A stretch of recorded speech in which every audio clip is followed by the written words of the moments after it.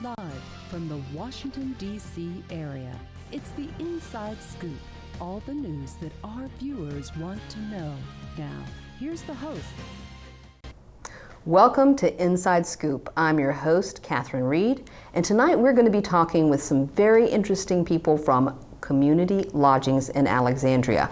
Joining me in our first segment is the Executive Director, Lynn Thomas. Thank you so much for being here, Lynn. Thank you for having us.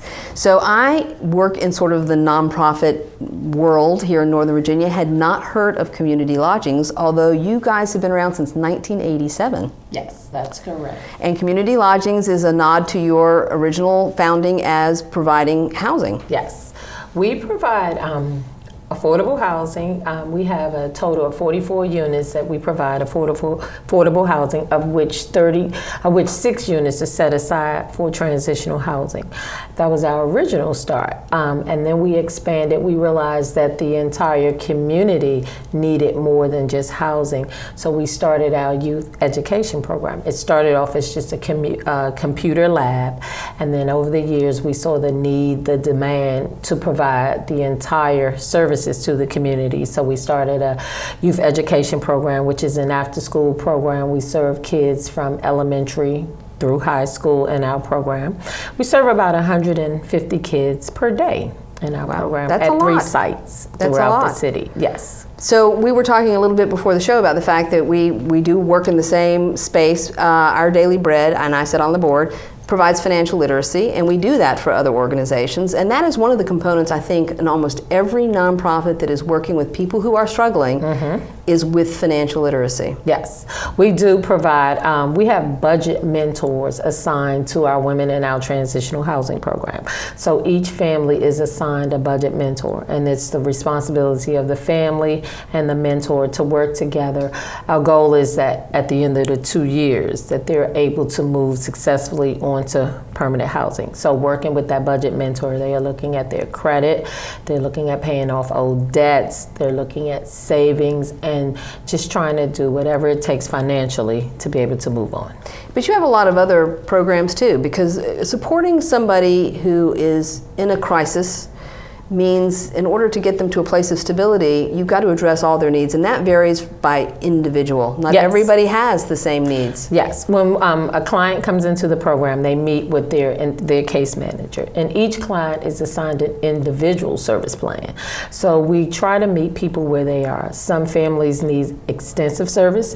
Some families only need a little service. So we work with the families on budgeting. We work with them on addressing any a small component of substance abuse, where we have some families who've come in with a history of substance abuse, and we may work to link them with other services within the community. We've had victims of domestic violence that we come in, we work with.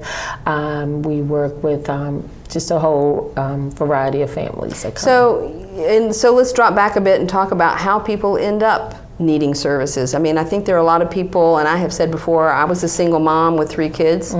What made the difference is that I had family here. Yes. So what saves a lot of people who find themselves in a predicament where they are struggling is having a support network or not having a support network. And there's a lot of people, this is an area that's very diverse. There are people here from 140 different countries, and not everybody has a family support network here. So explain, domestic violence is certainly something we're aware of, but there's a lot of other reasons that people end up needing help. Yes, people, loss of income. We've had people who, according to the foreclosure crisis, so people who've just lost their home, they got into some bad debt, bad housing, and they lost their house through no fault of their own other than the market.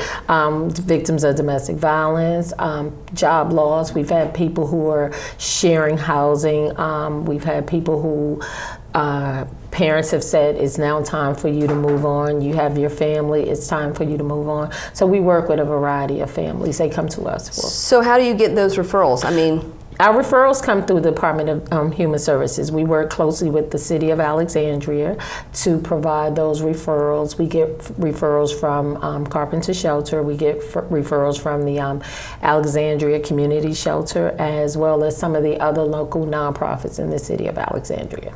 That's fantastic. So some of the other classes, I know that you have goal setting, job readiness, life skills. Talk about how some of those things help support people who are trying to work their way back to independence. Yes, in our life skill classes, we have classes each Thursday for the women in our transitional housing program. And so we try to bring in a professional speaker.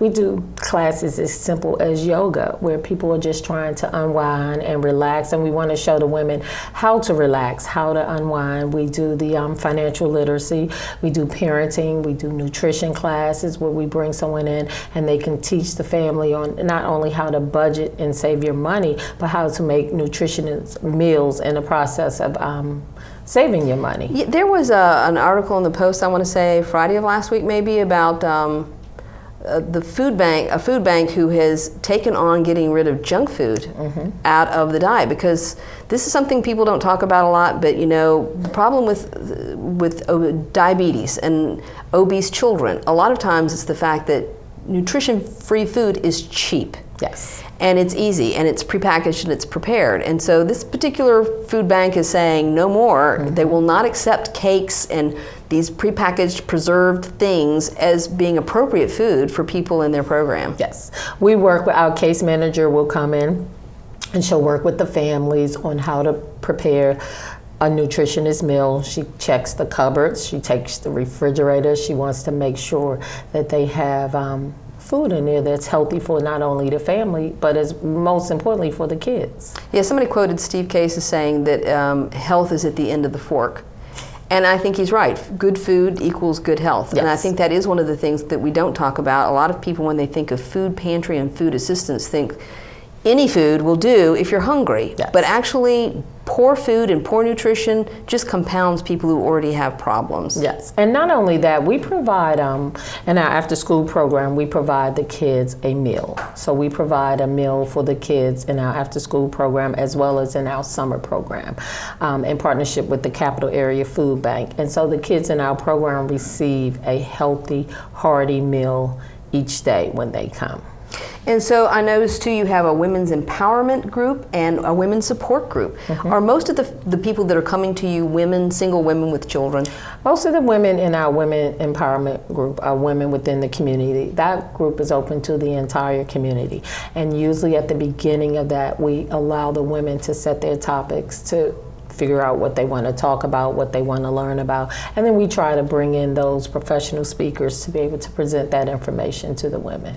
And so do you find that the relationships form among the women? Is that a help to bring them together with other people in a similar circumstance? It is definitely a help, because then they can look around and see I'm not alone. There's others out there like me struggling. I don't have to struggle in silence. There's others out there who need and want the help that we need. I think a lot of times, when we work in companies or when we work anywhere, we don't know other people's stories, and people don't always share what their stories are. I think at the holidays, people were shocked when Walmart employees needed public assistance. Yes. Like, well, there's probably a lot of people working around you and with you, and you don't know their stories, and people don't feel comfortable with the people they work with knowing their stories. Yes. So this actually provides an outlet for people to get support in ways that maybe is not as dramatic as some of the other clients you serve who need things like transitional housing and more intense services, but give people a place to go where they can talk about their struggles. Right, because our program, our classes are open to the entire community, so you won't know who's homeless, who's not, who's moderate income, who's low income, unless they tell you. We don't say that you can only come if you're at this. It's open to the entire community. I think that's wonderful. I think, mixing people together in that way is very helpful to everybody involved. We all have the similar struggles, and hearing people's stories and knowing that. I noticed on your website you have a wonderful video of someone who talked about, having to get out on her own and being in a 2-year plan. Yes. And those success stories make it feel possible to other people that they can do it too. Yes, we have families who will come back and say thank you. We appreciate it. We have kids who've come back to say, I appreciate this program.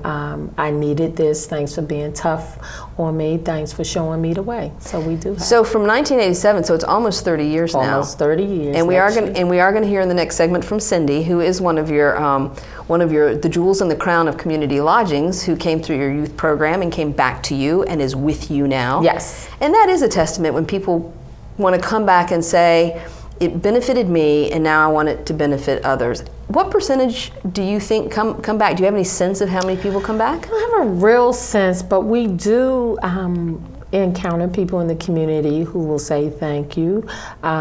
We've seen some of this success who I've interviewed someone and they said, I didn't know that they had come through the program. And they said, I used to be in this program. Or if I have on a Community Lodgings t-shirt and I'm at the grocery store, someone would say, I was in that program. It was a good program, or I've heard about it. So in terms of real numbers, that Cindy has been by far our most successful, and that she's still there. We rely on Cindy. She knows the community knows her. She's very respected. But we don't really have a sense of how many that actually have come back to say, thank you. Well, when I posted this on Facebook, I mentioned to you that one of the people who liked my posting was Delegate Charnel Herring. Yes. Who has a very compelling personal story about, for a time she was homeless as well, and she and her mother struggled.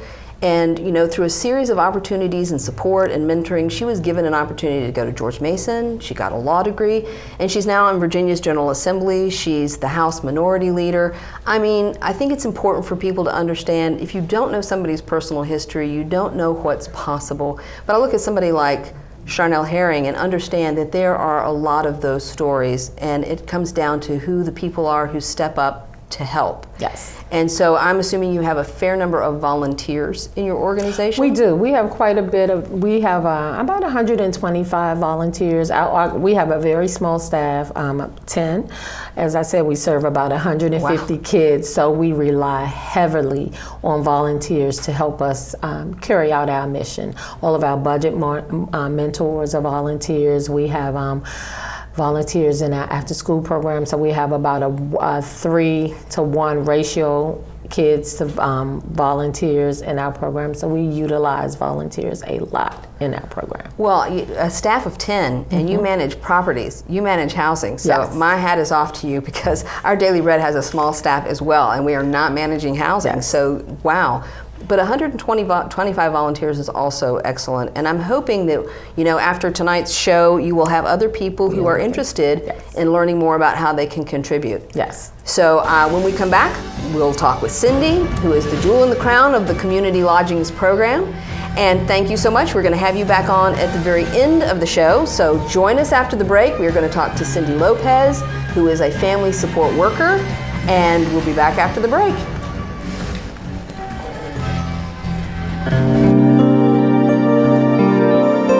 Art, a universal language, an expression of culture, of self. And now, thanks to Empowered Women International, a way for emerging and established immigrant and refugee artists and artisans to find hope to earn a living while enriching the lives of all of us. Empowered Women International, making a better America every day.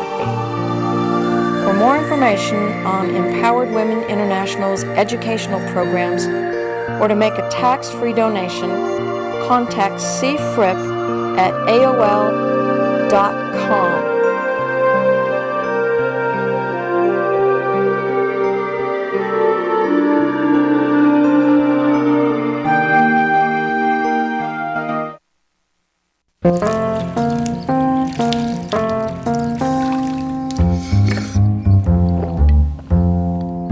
Here, kitty, kitty. Here, kitty, kitty, kitty. Here, kitty, kitty. You'd think it would be easy to tell which kids have trouble with their eyesight. But that's not always the case. Even though 1 in 4 children may have a vision problem, eye doctors tell us the symptoms aren't always so obvious. We do know that 80% of all childhood learning is visual. And without good vision, kids can have trouble learning to read and may fall behind in school. For clues on how to spot the real-life signs of childhood vision problems and what parents can do, visit checkyearly.com. A public service message from the Vision Council of America and Reading is Fundamental. We're back to the Inside Scoop. Here again, your host. Welcome back to Inside Scoop. Tonight we're talking with some very special people from Community Lodgings in Alexandria, Virginia. Joining me in this segment is Cindy Lopez. Thank you, Cindy, for being here. My pleasure. So Cindy was chosen by Executive Director Lynn Thomas because you have come through the youth programs. Yes, you ma'am. went through AmeriCorps, and I'm dying to hear all about AmeriCorps, and now you are a family support worker. Yes, ma'am. So let's start at the beginning. How did you originally get involved? How old were you when you got involved with Community Lodgings? I was about 10 or 9 when I got involved with Community Lodgings. It started off with just being in the back of the neighborhood, just playing football with a bunch of older guys, and a staff member previously just said, hey, you guys are welcome to use the center if you ever wanted to, just for homework, to use the computer. Like Lynn said, it was just a computer lab, just one big table and a bunch of computers around it. So that's how it started, and I've just seen Community Lodgings expand ever since. So was that helpful to you for somebody to come and offer the use of a computer? Very. I mean, I didn't have one at home, and just being able to go to the computer lab and like play games on the computer, Right. it was awesome. What year was that? Do you remember? About 03, 02. See, I'm an old person, so I'm trying to gauge, like, how long ago was that? It's a 30-year-old organization. Computers are not that old, I don't think. So anyway, so somebody just reached out a hand to you and Yep. said, the door is open and come on in. Exactly. How has the program changed now that you're actually working with some of these young people? A lot more expanded, especially our youth program. We have 3 centers now, one in the west end of Alexandria and 2 on the south end. And it has just expanded a lot. And it's like 150 kids a day in those 3 centers, right? 150 kids, yes. And a staff of 10, so that is a lot of volunteers. Yeah, a lot. And we're grateful for them because they help so much. What are some of the kinds of things that the volunteers do with the kids? They just help them with homework. They interact very well with them, read books with them. Just, really more of an engaging part for them to have someone to look up to, and to have someone for, them just to say, hey, I'm here. So let me ask you 2 questions. So where do you find the kids, and where do you find your volunteer adults? Most of the kids are part of the community of, Alexandria. It's just one big neighborhood of, mainly the south end is just Hispanics, and then the west end we have a mixture of Hispanics and African American. Volunteers, some have been there for a while, and others just, come off based on those volunteers that have been there for so long.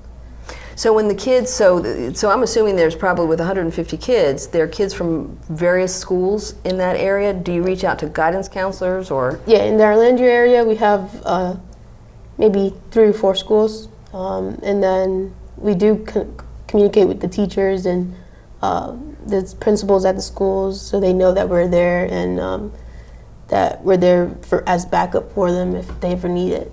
So how do the kids get there? I mean, transportation to me is one of the most difficult things to overcome in this particular area. It's kind of like, even if you've got people in need and great programs, it's like, how do you get there if you don't have transportation? Well, since this area in the community is so populated, all the buses end up in basically one area.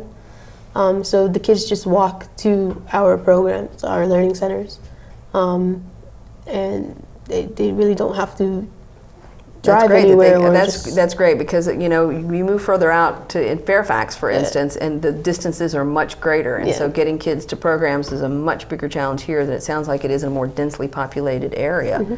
So what kinds of things do the kids really like, and how do you get your equipment? Is your equipment donated, things like the computers? Yeah, a lot of it's donated by just random people, and a lot of it, like the computers and stuff, is donated by ACPS. So they just give us all the computers that we own. And like I said, a lot of things are just donated. So what is like a typical program in the afternoon after school? I mean, and how long are the kids there? I mean, if they're there from after school, are they there till their parents come and pick them up? And what are the hours of the program? We have our elementary from 2:45 until 4:15. And then right after we have our middle school and high schoolers from 4:30 to 6. So, we do have a time frame where parents need to come pick up their child, just so they know it's not really a babysitting service. It's not, it's just a support system for their child. And yeah, that's pretty much it. And then we have drop-in in the morning whenever. Do you really? Yeah. So what hours are you open in the morning? From 10 to 2 is our drop-in time. Okay. So anyone can come in and just say, hey, I need to use a computer, I need an application filled out, I need someone to read this for me, because a lot of our families in that area can't read in English or even speak English. So you really need, in addition to after school, then you have volunteers there all the time? Like are they volunteering during the day? Sometimes, yeah. Mainly we get our volunteers at our main office to help out there, Right. but most of the time staff that's at the learning centers to help out with others. So are you looking for staff that's basically bilingual? I mean, is this one of the biggest things that people need help with besides needing a computer and how to use it, but filling out applications, especially online applications? Is that one of the biggest needs that you have? Pretty much, because a lot of families, a lot of single moms try to get high-paying jobs because they're the only ones supporting for their child. But we have non-bilingual, and they still help out the families even though they can't really speak to them, and the families still appreciate them no matter what. Yeah, we struggle with that too, because Americans by definition are only monolingual. If you're an American, you generally speak one language, right? So, but we have found the same thing, that even if there's a language barrier, somehow you figure out how to communicate well enough. Exactly. To get over this. How about the kids interacting with each other? I mean, do you find that friendships really form among the kids who are there? Yeah, definitely. A lot of these kids are in different grade levels that they probably won't have recess with one another in their school. So, Community Lodgings does bring friendship along. I met a couple of people through Community Lodgings too, so it does bring up friendship. What about things like school vacations? And what are you doing during the summertime? So summer, we take a 2-week period off just to gather stuff ready for summer program, and we make it educational, but we try to make it more fun, so they just won't be at home doing nothing. We do science, we do art. We got a yoga instructor coming in too, a nutritionist, and just outside time reading, just a bunch of stuff to get them occupied and keep their minds running even though they're off school. Will that program run through August? Yes, it will run. I think this year runs through August 12th. August 12th. And are the kids, do you ever take them on field trips? I know you said you try to get people to come in, or I guess special people who can come in and have something to offer. Yeah. So we do have field trips. On Mondays normally it's our elementary group, and on Fridays normally our middle school group. So what are some of the places that they go? What are some of the fave, I can't wait to go there field trips? Oh, the zoo is a big one. Yeah? Even though they've gone there so many times, they can never get enough of it. So are you guys kind of looking then for places where either it's donated or it's free? There's a lot of things that are free in the summertime, but it's getting them there. Yeah. Again, ACPS provides us with school buses to take them to. Oh, that's fantastic. Trips. Yeah. So they get us there and back to our center. So that's fantastic. Mm-hmm. So when you went through the program back in the early 2000s and you got through high school, tell me about how AmeriCorps figured into this. So, I took a year off after high school before I started going to college. Mm-hmm. And, one of the staff members at Community Lodgings saw that I was struggling to find a job.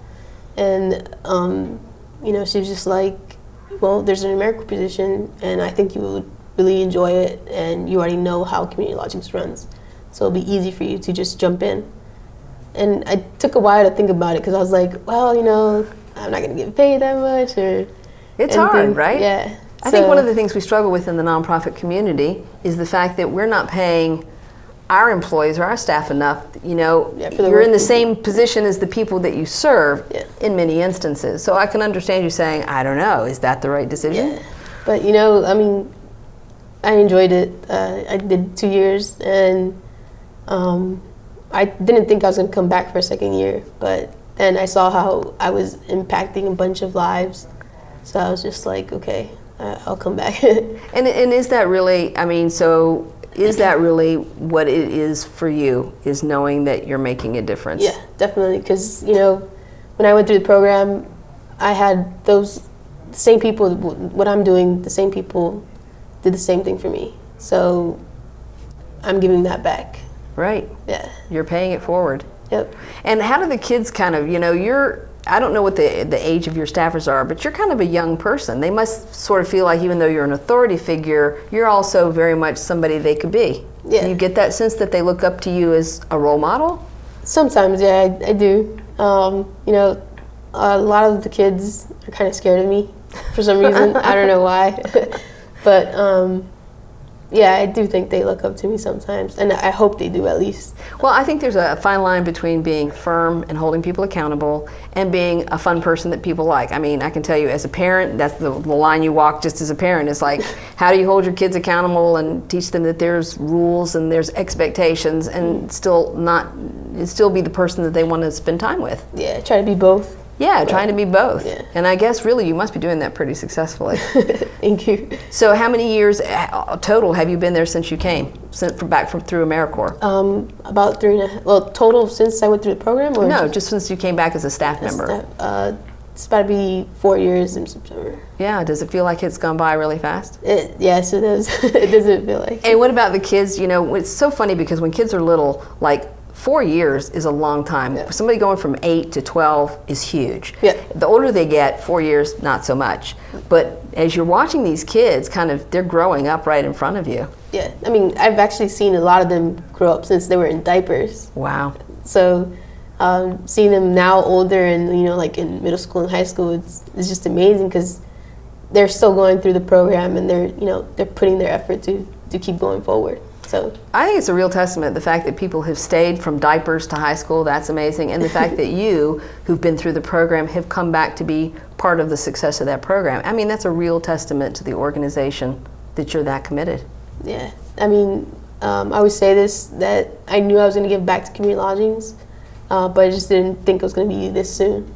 So I'm grateful for it. Well, and it sounds like you have a lot to give, and I think that's important because everybody's got something different to give, but it sounds like you have something that this organization helped to cultivate. So thank you so much. When we come back, we're going to talk to Rudys. He is actually in the after-school program, so please join us after the break, and you'll meet somebody who's in 7th grade who is with Cindy, and we'll join you. We'll be back after this break.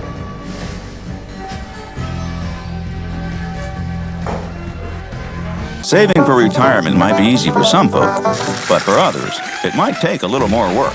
And for those who haven't started, there are still things you can do to catch up. Oh, that is good news. Like getting out from underneath past debt. And don't get wrapped up with high-interest credit cards. Get you some eyes. Be diversified with your investments. Don't put all your eggs in one basket. Your financial goals are not out of reach. The choice is clear. For a happy ending, choose to save. Everyone with alcohol and drug addiction is in the same boat.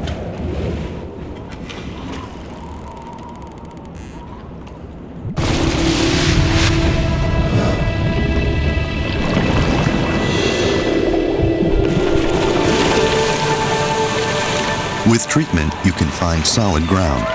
For drug and alcohol information and treatment referral for you or someone you know, call 1-800-662-HELP.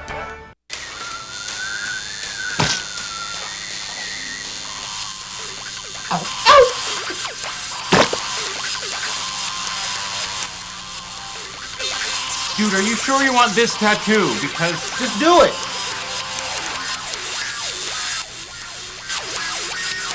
Some mistakes in life are permanent.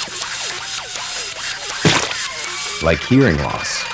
To learn how to protect your hearing, visit asha.org.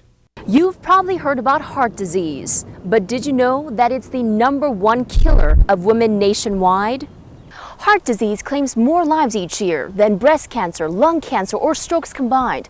But there are steps you can take to protect yourself against it. For more information on how you can prevent heart disease, contact your local American Heart Association or visit their website at www.americanheart.org. We're back to the Inside Scoop. Here again, your host. Welcome back to Inside Scoop. I'm your host, Catherine Reed. Tonight we have some very special people here from Community Lodgings in Alexandria. Joining us in this segment is Rudys. Is that how you pronounce it? Rudys? Yeah. Okay, and he's here with Cindy, and Rudys is part of the after-school program and part of the mentoring program too. So tell us a little bit about yourself. You are in 7th grade? I'm a 7th grader going to 8th grade. Wow. I'm 12 years old. I go to the after-school program, and I'm in the mentoring group, as you just said. So what school do you go to? George Washington Middle School. And so have you been, so I'm assuming you started there last year in 7th grade, or is it 6th? 6th grade. I started So in 6th grade. so this will be your last year in middle school. Yeah. Do you think that after-school program's been a help to you in school? It's been a big help because I used to stay at home and just probably do nothing, and then now I just go to the program, I do my homework, and then I can hang out with people that are nice to me and just stay around me and become very good friends with me. So you've got some good friends in the after-school program? Yeah. And are some of those kids you go to school with, or just kids from the neighborhood? Most of them are kids I go to school with, unless they're older than me. Well, that makes sense. So specifically, do you get help with specific kinds of homework? What are you best at in school? Math, I'll say. Oh. Probably. So what are the kinds of things you kind of need help with sometimes? Science, English, and that's it, pretty much. Because most subjects I'm pretty much on top of every time. That's pretty cool. So do you expect that as you go into high school that you can rely, this is a program you can rely on to help you if you kind of get stuck in subjects? A lot. And so you think Cindy's helpful? A lot, yeah. So tell us a little bit about some of the things that Cindy helps you with. She's always like there whenever I'm like struggling or whenever something's gonna happen. Like she's there just to help me. And then for my homework, she's always there to help me when I'm struggling or if I can't finish it in time. She'll always like help me speed up the process so I can finish it. And I'm going to assume that that's probably a help to your mom too. A giant help, yeah. Because my mom stays working and she focused on me, but she knows that while I'm there, I'm in good hands and that I'm not wandering around or something. Yeah, I think that's it. From a mom point of view, I can tell you that's pretty good. So what grade were you in when you came into the after-school program? Sixth grade. So this you're 2 years in, and you expect to be there through high school, yes? Hopefully, if I'm still in Alexandria, probably. Do you like the Alexandria schools? Yeah, they're better than Arlington, I'll say. You were in Arlington before? Well, we've got very good school systems up here, and they're very challenging. The school systems are very academically rigorous. Do you have plans to go to college? Hopefully. Yeah, what do you think you want to major in? Technology. Technology. Very good. My son is getting a certificate in cybersecurity. Very good field. Trying to prevent hackers from hacking in. Did they, so the computers, you're able to use the computers in the after-school program? Yeah, a lot, if I'm done with my homework, because I can't have distractions. But is that helpful to you too? Do you have a computer at home? No. Yeah, I would think that there are a lot of kids that don't have a computer at home, so it's kind of helpful. Yeah. So do you know how to touch type? Can you type without looking at the keys? Yeah. Excellent. I'm way impressed with that. Learned it when I was like 6, I think. Did you really? Probably. Did they teach you that in school? No. Where'd you learn how to keyboard? On a keyboard? Home. Really? Is that one of the things, Cindy, that when kids come in and they are lacking in certain kinds of skills that you kind of focus on what can we help them with? Yep. That's basically half the time the case. They either don't understand the material or they just need that push for them to be like, you know, I got this, I understand it. It's just that push. Technology-wise, do a lot of the kids either need instruction on the computers, or do they already know how to do it, they just don't have them home? They already know how to do it, you know, they just don't have it at home, yeah. Right. Because, I mean, they have it in the schools, so. And now especially they have it even in like elementary schools and stuff, so. That's amazing. My kids are like all in their 20s, so yeah, a long time ago for me. So things like doing a paper or doing that kind of homework, can they do it and print it out and all of it's done there at the center? Yep, yep.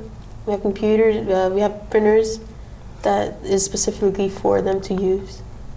So what do you do in the summertime? What do you like best about the summer programs? Just everything in general, because I can just hang out with my friends and not be home sitting doing nothing. So. You like the field trips? Yeah. So what's your favorite? So far? Yeah. So this week, or the first one that we've gone to, this entire summer, we went ziplining. Wow, I have never done that. Yeah. That's pretty cool. Where do you go ziplining around here? I forgot what's called. I think they went out somewhere in Maryland or something like that. Would make sense. That is really cool. And the fact that you've got friends there too. Do you feel like, and I know that being with your friends is a lot better than being at home alone, do you feel safer? Mm-hmm. Because I feel like I'm not gonna like get hurt at all. Unless by like accident. Well, yeah, but so, and I just want to ask them, like I said, you know, is there a sense in being at a center like this, is being a sense of safety, is that important to you? Yeah, so I don't get hurt. Right, right. And how many of the kids do you think, Cindy, really, that is a huge part of why they are flourishing at the center, is that sense of being cared for and being safe? Like we said, you know, a lot of moms, and mainly moms, they're always working. They're not home or anything. So they don't have, you know, that supervision that says, okay, I'm being cared for, I'm being loved for. I'm not saying, you know, parents don't love their child, but it's just that extra body being there and being like, I got you, you know, like, don't worry, like, I'm here for whatever you need. So I think it's big. I do too.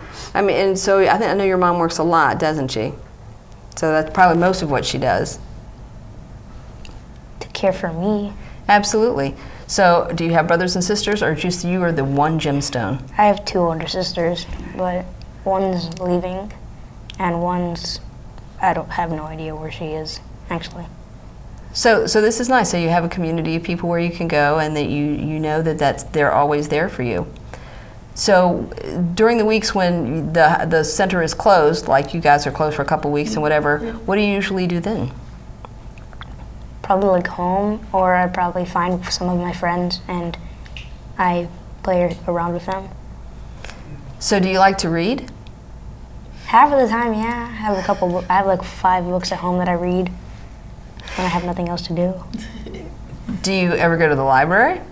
I can't, because my mom, like. So do you guys ever, do you have books there at the center? We have like our own library. Oh, that's cool. And so do you ever ask for donations of books? I mean.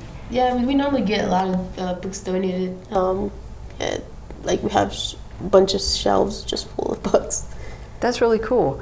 And so what kind of, do you play video games? Yeah, a lot. I can imagine. So what are your favorite video games? I have Wii U, and then I'm gonna get an Xbox soon. But like, just games I can just play, anything technically. You know, I think gaming, actually, there's a lot of benefit to it. There's a lot of people who are very anti-game, especially old people are kind of anti-game, but I think there's a lot of benefit to it. What do you think are some of the skills that you get out of playing video games? Well, for me, I learned a lot of like my technology stuff from there, from playing games. And for some people, you can learn like outdoor skills, because there's some games that like, it's like virtual reality, and you can like pretend that you're doing something when you're actually not. And one day you could do that physically in real life. So do you kind of control how much time they spend on the video games? Is that part of the center? Do they have to do homework first, or how do you regulate how much time they spend on video games? You know, they really don't play that much on the computer, video games. They normally just go outside and play soccer, to be honest. Aha. Now that sounds like something worthwhile. But if someone doesn't have homework, yeah, we have like, you know, a good couple kids like Rudy and some others that just play video games until the rest are done so they can go outside and play soccer. So you think you'll be a soccer player once you get to like high school? No. No? Just for fun, pickup games of soccer, yes? Yeah. Yeah, but that's still fun to have that in your community. Do you guys have a field where, I mean, what is your outdoor space? It's not that big, but it works for them, you know. At one of our other sites, we do have a full length, not full length, but a soccer field, turf on it, so it works. Well, I think outdoor play, and again, you know, we talk about how kids need to get out, they need to eat well, you need to eat a healthy diet, and you need to get plenty of activity and outside play, and you do need to be safe in your neighborhood, and you have a sufficient supervision, and all of that helps to make people feel happier, I think, and safer too. Cindy came back to Community Lodgings once she grew up and decided what she wanted to do. What ambitions besides being in technology do you think you'll give back to Community Lodgings at some point? Probably. Yeah? I think you might have an awful lot to offer somebody who's your age when you're Cindy's age. That's kind of the feeling I have, that you'll have something to offer. Yeah? Any thoughts on where you might go to college? No? You need to start thinking about that scholarship fund. That's what I'm saying. Maybe pursue that soccer. You never know. Scholarships are good. I don't want to do soccer. And you don't have to. So Cindy, if you had advice for anybody as far as the kinds of volunteers or the kind of support, what can people do to help support the center and the kids there? For all of our viewers who are watching, like, what can we do to help? For volunteer-wise, you know, just being there, like, if you have the time, just come out and try to, you know, interact with them, because it's always helpful. And you've got kids of all ages, right? Yeah, we have kids from the age of 6 to 18. Right, so some of the little ones probably need a little bit more one-on-one, yeah. Right, definitely. than some of the kids who can go outside and play soccer with each other. Yep. So volunteers can contact Community Lodgings to say they've got time to come out and work with the kids. And is there anything as far as equipment or anything like that, any wants that you have for the center? Not that I can think of at the top of my head.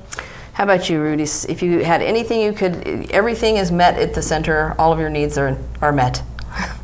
Yeah. I think that's great. It's amazing to find somebody who says, thanks, I have everything that we need to make a go of it. Well, we are going to thank you both for being here. I hope you both have a great summer. I really appreciate meeting both of you and hearing more about this program. I think a lot of us who don't actually interact with people in the Alexandria community had no idea that this wonderful organization was taking such great care of 150 kids in the Alexandria community. So thanks very much, both of you, for being here. Thank you for I appreciate it. I need a job. Necesito trabajo. I would like to speak English better. Me gustaría hablar inglés mejor. I want to be a U.S. citizen. Quisiera ser ciudadano de los Estados Unidos. For over 35 years, Por más de 35 años, the Hispanic Committee of Virginia has been serving our community. el Comité Hispano de Virginia ha estado sirviendo a nuestra comunidad. Job training and placement, Capacitación, ayuda para conseguir trabajo, education for children and adults, educación para niños y adultos, immigration, naturalization, and medical referrals. ayuda para los procesos de inmigración y naturalización y orientación sobre médicos Are a small part of what we do. son solo una pequeña parte de lo que hacemos. For help, information, or to volunteer, Para ayuda, información o para ofrecerse como voluntario, contact the Hispanic Committee of Virginia, comuníquese con el Comité Hispano de Virginia, helping everyone participate more fully in American society. ayudando a todos a participar plenamente en la sociedad norteamericana.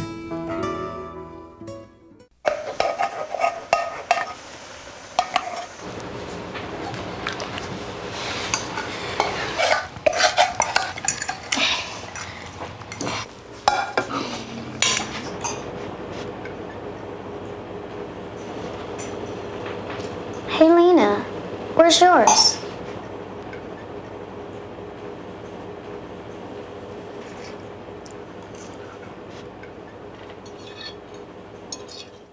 Would you notice if you were missing half your kidney function? According to the National Kidney Foundation, 20 million people have chronic kidney disease, and 20 million more may be at risk and not even know it. Anyone with high blood pressure, diabetes, or a family history of chronic kidney disease is at risk. Early diagnosis is vitally important. To get the whole story, talk to your doctor and visit the National Kidney Foundation at kidney.org or call for a free brochure. Because when it comes to chronic kidney disease, you might not know the half. We're back to the Inside Scoop. Here again, your host. Welcome back to Inside Scoop. This is our final segment with Community Lodgings of Alexandria, and with me is the Executive Director, Lynn Thomas. Thank you, Lynn. Thank you. And thanks for bringing out Cindy and Rudys, because they are wonderful spokespeople for your organization. Yes, we definitely love having them. So I'm stunned when Cindy said you've got 10 staff people. Wow, you do a huge amount with 10 people. Well, that's 10 entirely. We have 3.5 in our Family Learning Center. So we only have 3.5 staff members who actually operate our Family Learning Center with the 150 kids. See, that is astonishing to me. And I say that knowing that we only have 11 at Our Daily Bread, but still, people, I think, need to understand the amount of community support that is being done by small nonprofits with very few people. And they're delivering a level of service that is amazing. 150, and they're probably like Rudys, which is amazing.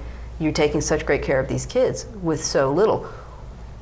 How can the community better support what you're doing? What if you had a magic wand and you could say, this is what I want or need, what would it be? Well, of course, we are always looking for volunteers, resources, monetary cash. Yeah, money helps. Money helps. And, unrestricted funds unrestricted funds are always helpful to the organization to support general operating.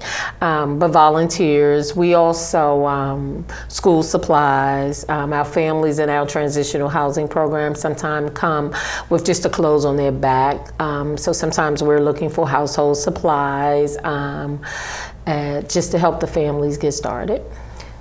And those are things that most people, if they knew what it is that you needed, would probably be happy to help you.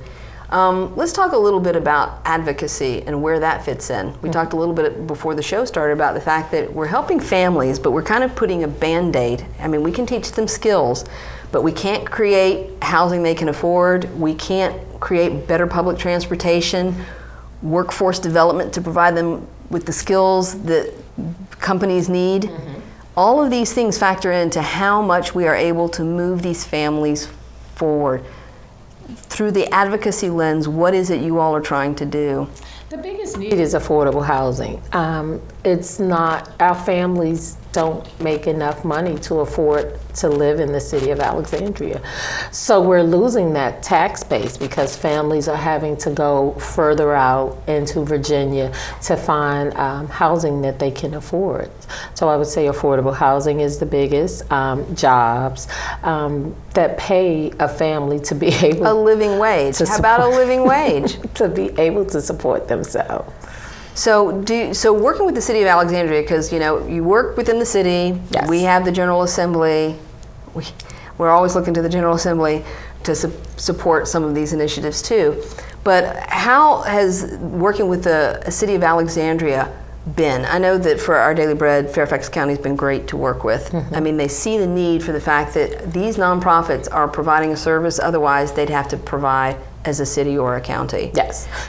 The city's been very supportive. The city of Alexandria has been very supportive. We do receive a small amount of funding from the city to support our transitional housing program, as well as we do receive funding from ACPS, Alexandria City Public Schools, to help with our after-school program that allows us to serve those 150 kids at those 3 sites. Without those 2, we would really be limited in the amount of services and the programs that we could provide. So with the public school system, have you capped out at 150? Is that based on the space you have and the volunteers you have?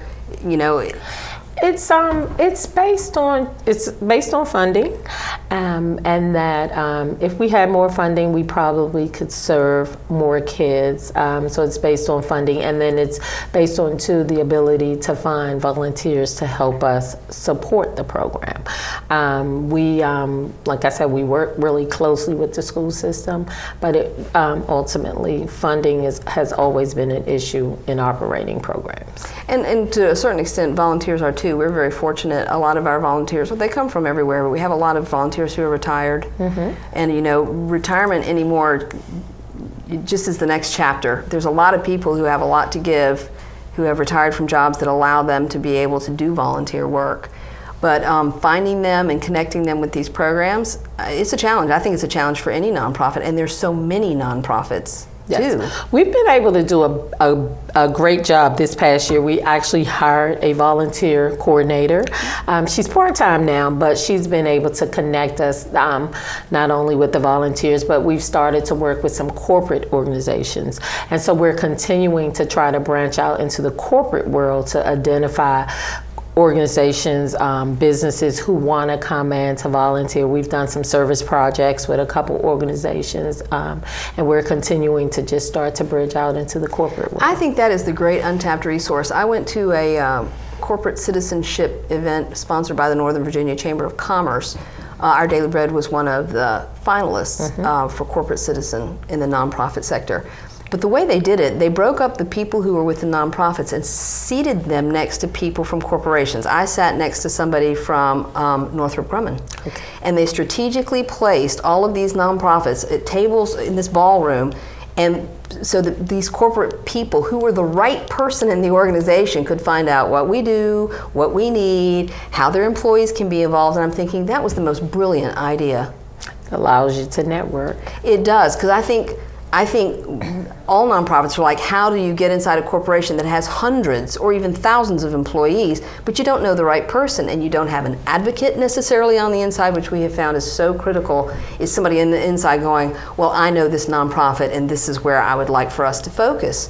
And so I would love to see more chambers actually bring together nonprofits and corporate partners, because I think these corporations, from the conversation I had, employees are interested in giving back. They do want to do something that uses their skill set, where financial literacy is a big one, especially for these government contractors. We've worked with BB&T. We get some of our financial literacy volunteers from BB&T. We've gotten corporate volunteers through Bowen. We've worked with the MITRE company. But as you said, it is an opportunity. It's an untapped resource that people are just looking to go but don't know how to find. Don't know how to find. Yeah, that's what that I have found. And like I said, I did not know about community lodgings till I met you in Fredericksburg. Right. I'm like, and who are you again? And and I sort of feel like I know a lot of the nonprofits. I'm in this space, and they're probably, besides Community Lodgings, there's probably a lot of others I have not heard of either. When I came to, I've been in Community Lodgings 2.5 years ago, and when I came 2.5 years ago, I encountered many people who said, oh, where do you work? And I would say Community Lodgings, and they would say, we've never heard of them. And so we've launched what's called Open Doors. It's a series where we invite people to come out twice a month to just take a tour of our mission. It's a 1-hour tour, and we just invite you to come out to hear about our programs, to hear from people like Cindy and Rudys, just to see the impact that we're making in the communities. The tours are the first Wednesday at 6:30 in the afternoon, and then the third Thursday at noon.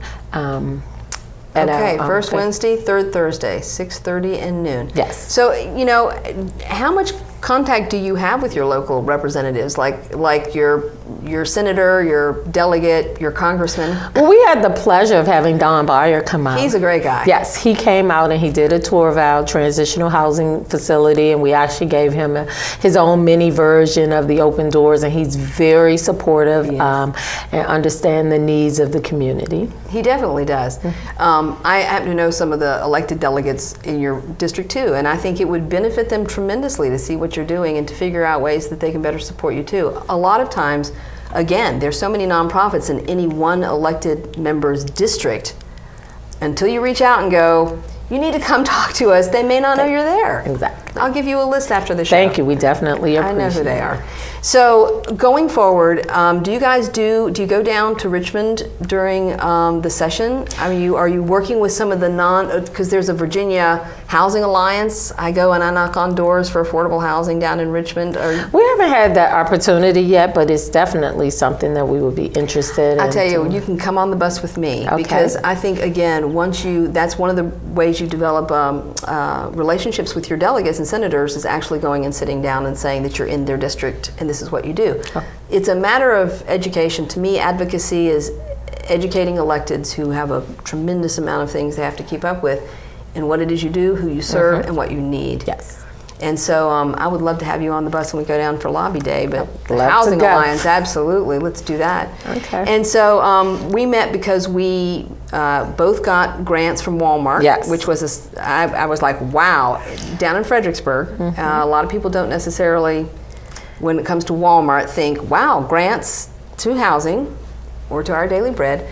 But they did, and so grant opportunities are something we're all looking for, too. And I think as we go through the world, people need to understand that if they can help out organizations by saying there's a foundation or there's something else, that would also be, because I know you have a grant writer. Yes, we do. We have a fabulous grant writer, Jasmine Witcher, who actually got us reconnected with Walmart. And so we're always looking for opportunities. If there's an opportunity that someone knows or they see that it may fit within community lodgings, we're definitely open and welcome to explore those opportunities. Yeah, I think grant writers are so important, and good ones are as scarce as hen's teeth. I know so many organizations who don't have a really good one. We do at Our Daily Bread.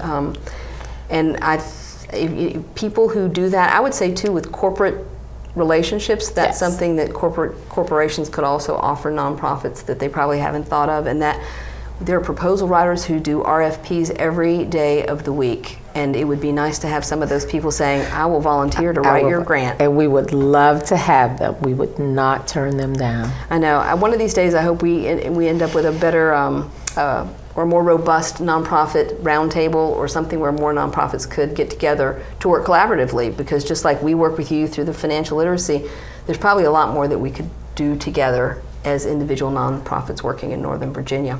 Yes, we're just starting to reach out and partner with other nonprofits because you can't do it alone. It is entirely a partnership, so you have to reach out. Absolutely, and there are some people like Capital Area Food Bank who are doing such a great job. We work with them. Right, and so you don't need to provide redundant services if you've got people who can collaborate with you. Yes.